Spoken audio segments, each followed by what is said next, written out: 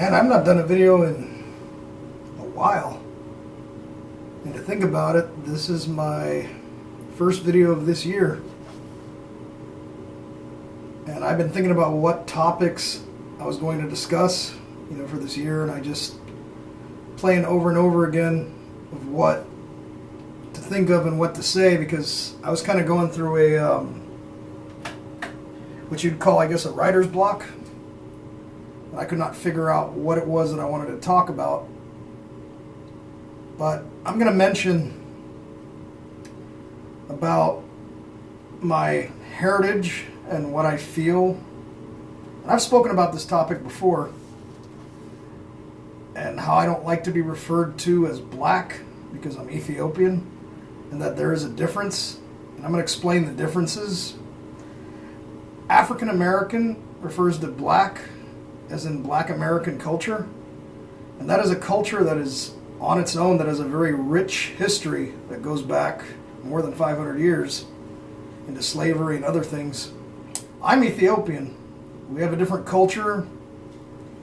I mean, I've got some family members who dated African Americans or blacks and even had kids with them. I got nieces who are half black.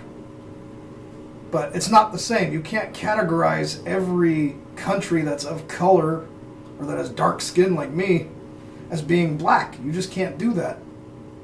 Are you going to call an Algerian person or somebody from Morocco or Egypt black? No, they are not black. Black is its own African American culture. That's their culture. That's not my culture. I was born here in America, yes, but I'm not African American. I'm Ethiopian American. And there is a major, major difference. And there's a lot of people that are going to disagree with me, and that's okay. I'm fine with it.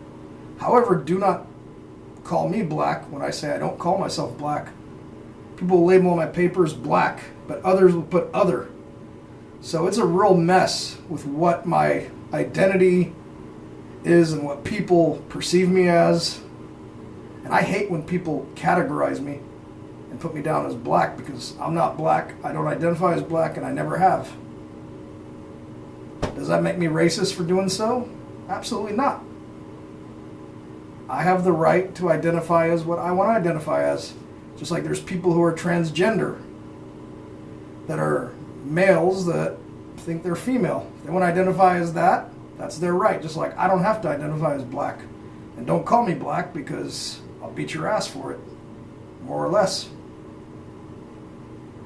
And that's the thing, with Ethiopian culture, people over there, it is kind of a backwards culture, because I've got family that I've not seen in many years, and they would only come around because my mom had a good job at the time, working for Muni, working hard, and we had a house, and all the family would come. And then once we lost the house and my mom lost her job to take care of me when I was a kid, family stopped coming. They just completely just fucking disappeared off the face of the earth. Stopped calling, stopped checking. It all started when my grandmother died, after my mother stopped sending me to school because she was having a mental breakdown. My grandmother was dying of cancer, and my mom had abandonment issues from the time she was a kid, because she didn't see her mom from the age of 11 until like 29, and that really fucked her up emotionally, mentally. And my mom's got emotional problems as well. That's why she's the way she is. I'm not going to get into that. Talking about identity. My mom came here at 15 years old. She grew up around a lot of black people. She grew up in the hood. She saw what life was like. She saw how black people treated their kids, how there were women in the ghetto who fucking pimped their 11 and 12-year-old kids out to men.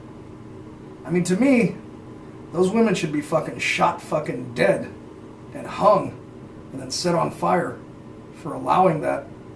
And in our country, here in America, stuff like that does go on, even to this day, 50 years later. There are women in the ghettos who pimp their kids out, who happen to be black. Some are white, some are Hispanic.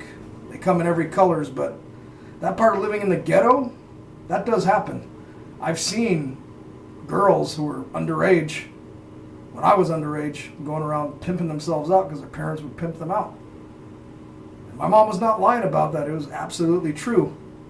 It was horrible. They would send these little girls on the corners of San Francisco, in the Tenderloin and in the Mission District, to go pimp themselves out for men. Then afterwards, they would go back to the Geneva Towers, Hunters Point, Webster, and all the other ghettos of San Francisco, which are still around today, to this day. And my mom saw that. She was only 15 years old, coming over here to America. And this is, basically for all intents and purposes, my mom is American too, even though she came here as a kid, as a teenager. I was born in San Francisco. I don't consider myself African American or black. I'm Ethiopian American, nothing more, nothing less. And that's how I identify. People don't like it and it hurts their feelings, too bad. That is who I am, and that's what I identify as. And I've got no ill will towards anyone who identifies as black. But also I want to point out that, being black in America also has a negative connotation as well. Especially towards certain groups of people. Not everybody is going to appreciate somebody who's of color even, let alone being black.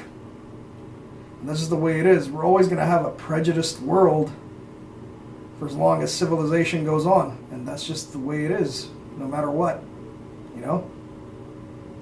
It's sad, but there's nothing that's going to change. Long after I'm dead, even 1,000 years from now, I imagine people are always going to be prejudiced. Because that's just the way society is and the world always has been from the dawn of time.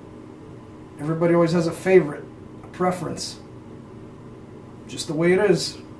Like Tupac said, that's just the way it is. Some things will never change.